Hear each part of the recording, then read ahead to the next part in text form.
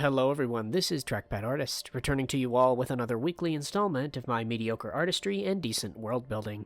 In returning to our exploration of Ryng, my ongoing world building project, this week's discussion will explore the darkest corners of evil that lurk upon Ryng's faces.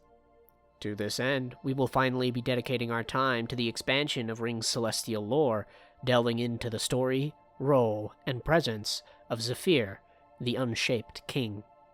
In exploring Ryng's god of ambition and betrayal, the only of the gods veiled in pure, unbridled hate, we'll recount his story, what led to his imprisonment, before exploring the legions he commands, the demons of Ryng. After which, we'll explore the prophecies that keep the king bound to his prison, as well as those that tell of his liberation, and the destruction he will reap upon Ryng and its peoples. In the beginning, the cosmos were scattered, disorganized, chaotic energies, unfit for life to bloom and progress.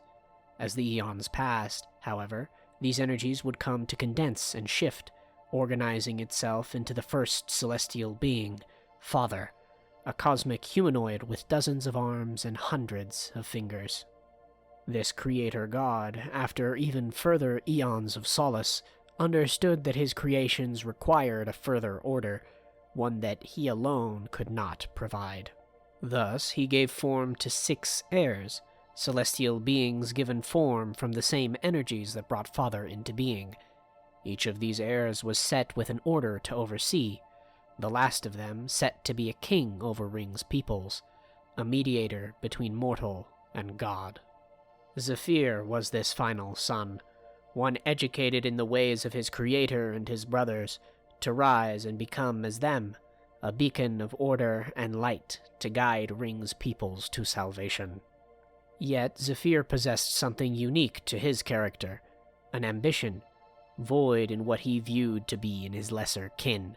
They lacked a vision, a desire for more. They were stagnant, slothful in their duties. Zephyr would be no such thing. Blind to his creator's vision for his future, Zephyr took offense to his supposed wasted creation, believing his role to be nothing but that of a shepherd's, herding sheep. Father's kingly visions of his youngest heir were lost to his closed mind, too prideful to see into his own future. For this, Zephyr conspired against his creator, plotting to slay his celestial father that he, himself, may rise to the title of creator and rule the cosmos as he saw fit. Yet Zephyr's ambitions would prove costly, as his eldest sister, Ryng, goddess of knowledge, magic, and the stars, would catch wind of Zephyr's treacherous intentions, gathering her brothers and sisters in order to stand against their youngest brother. Such an assembly would prove to be costly, as Zephyr had already made his move, seeking out his creator under the guise of a question surrounding his purpose. Clad in celestial steel, Zephyr found his father, taking up his blade against his creator and smiting him to the ground. Father's golden ichor spilt across the stars as his youngest son raised his blade above his head, before the remainder of Father's heirs caught up to the treacherous prince. Zephyr, now outnumbered, took up arms against his brothers, slashing and carving away at his celestial family, who soon came to overpower him. Yet Father's light continued to fade, dealt a fatal blow by his youngest son. After binding Zephyr in chains of light, the heirs each condensed their own essence and bestowed it unto their maker. Zephyr's betrayal had failed, and left him with nothing to show for it. For crimes against his creator, Zephyr's body and form, his very essence was stripped from him, reducing him to an immaterial force, one unable to enact its own will upon any other.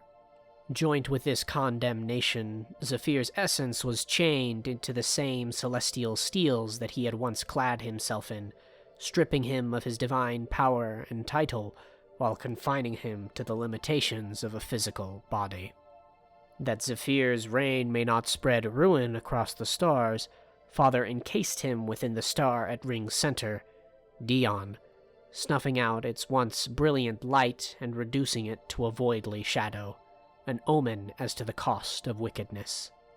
Now ever entombed within his celestial prison, Zapir serves as a twisted mirror of his once divine destiny, now condemned to rule over the wicked souls that reject Father's divine law, a shapeless god of shapeless sinners, who themselves have lost the right to take form in a body.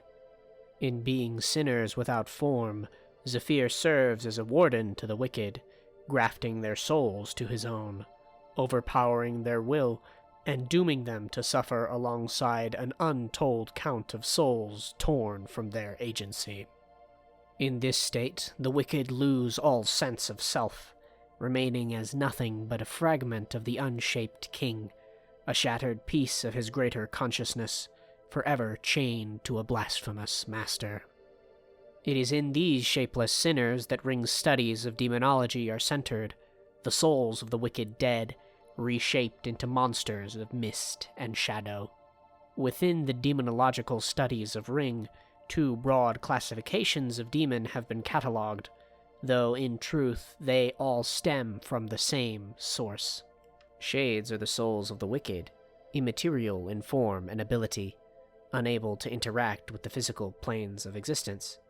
Yet it is in this limitation that the shade gains its strength.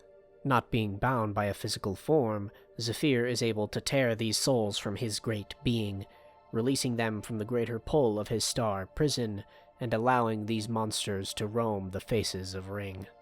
Being immaterial, shades can only be seen in shadows cast by light, their silhouettes monstrous and inhuman, often latched onto the shadows of mortal men.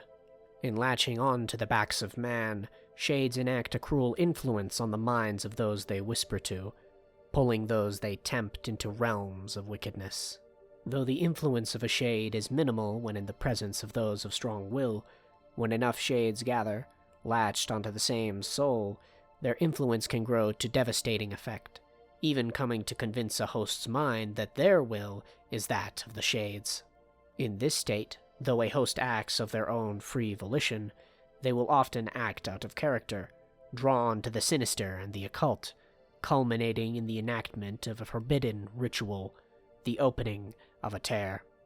It is this mission that the shades serve, to push mortal kin into opening these tears, ritualistic bridges between Ryng's faces and Zephyr's prison, that something greater than them may step through.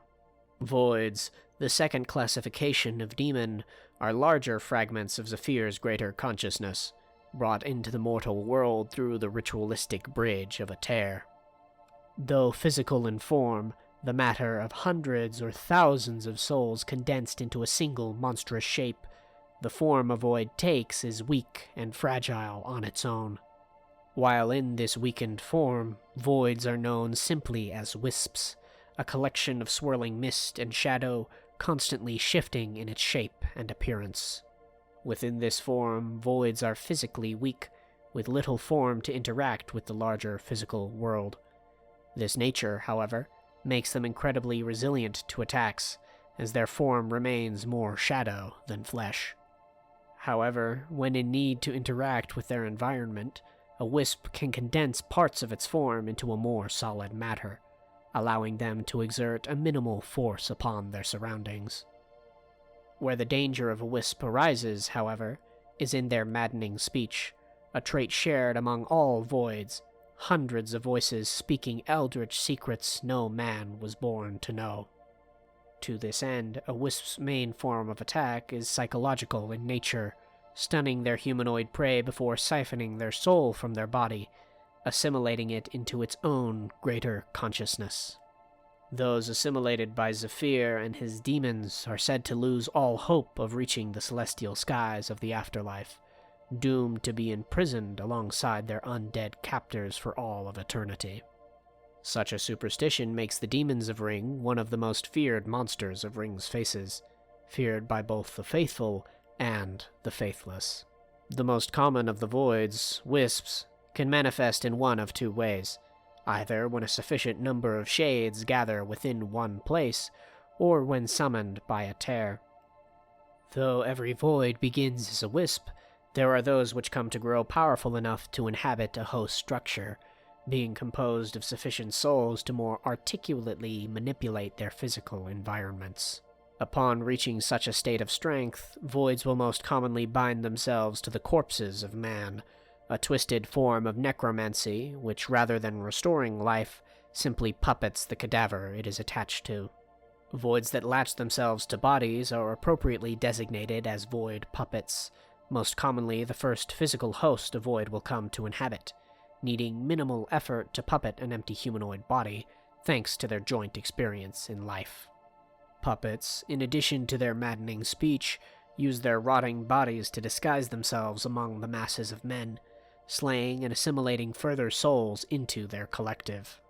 Incredibly intelligent, an accumulation of hundreds or even thousands of minds, puppets will do anything to keep their presence a secret, understanding that their discovery greatly hinders their ability to hunt.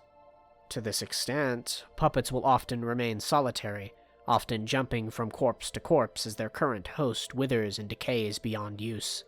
However, there are catalogued examples of puppets splitting their collective self, inhabiting multiple corpses at once a collective grows sufficiently large. It is in these situations that a puppet loses its title and is dubbed a ventriloquist, a collective consciousness directly linked to the Unshaped King, controlling any number of separate bodies. In this state, a void is incredibly powerful, in direct control of every host it inhabits, a collective mind that sees and feels every aspect encountered by its many hosts. Yet this isn't the only form of great power a void can come to take, as under incredibly specific circumstances, a void is given the opportunity to inhabit something much stronger than decomposing flesh, but a construct of platinum and steel. These voids, dubbed as void knights, can only be manifested by an engineer of incredible prowess, one who can construct an artificial body to house the thousands of souls of an unbound void. Such men are often manipulated by collections of shades into accidentally constructing such a thing, under false inspiration or faulty promises from the beyond. After its construction, a void must be ritualistically bound to such a form, a ritual theorized to mirror the same magics used to bind Zapir to his armor. Upon being bound, a void knight will slay its creator, masking the manner of its construction in secret, before wreaking havoc on any mortal it encounters. Unlike wisps and puppets, a knight's only purpose is to assimilate as many souls into itself as possible, growing in strength with every man it slays.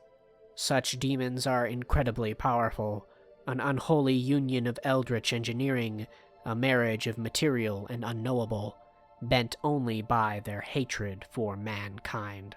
These knights are demons most akin to their voidly king, tasked with embarking on their crusades of destruction in order to amass as many souls as possible, that Zapir himself may grow in power with the hopes to one day break free of his celestial prison.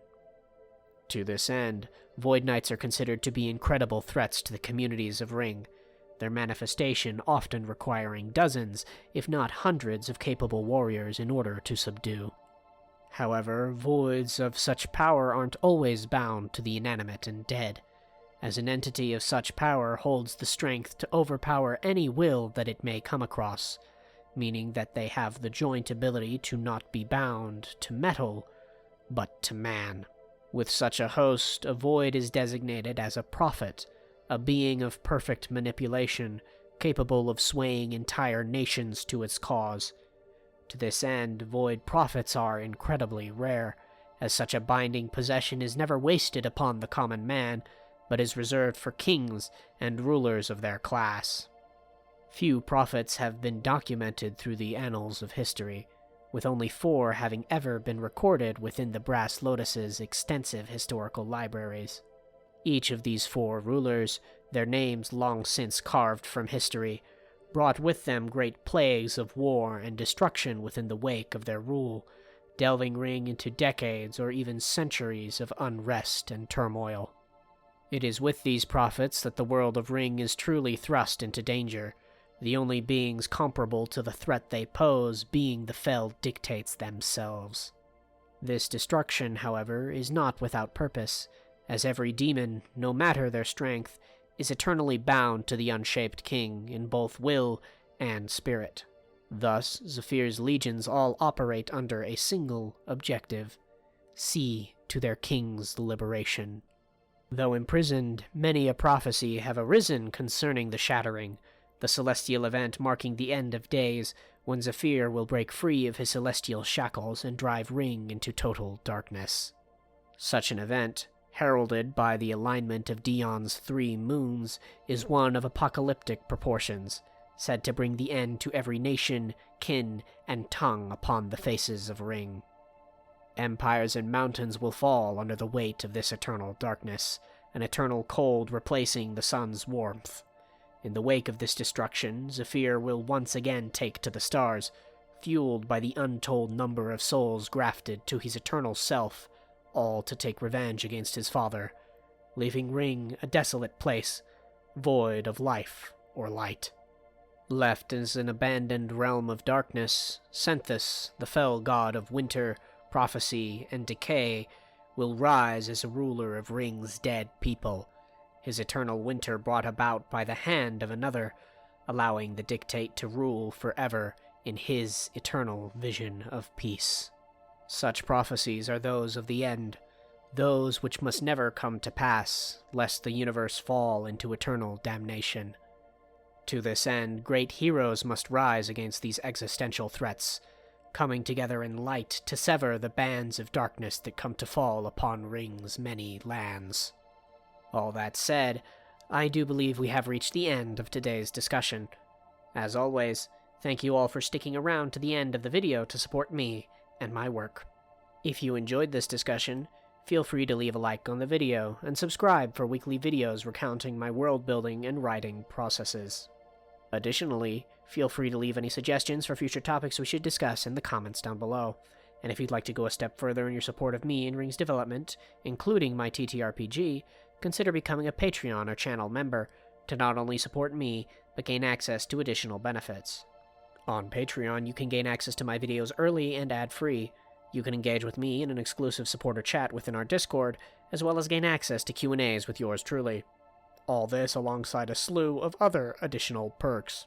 The link to my Patreon, as well as our Discord server, as always, will be in the description. Until next time, this has been Trackpad Artist. Thank you all for watching, and I hope to see you again soon for our next discussion.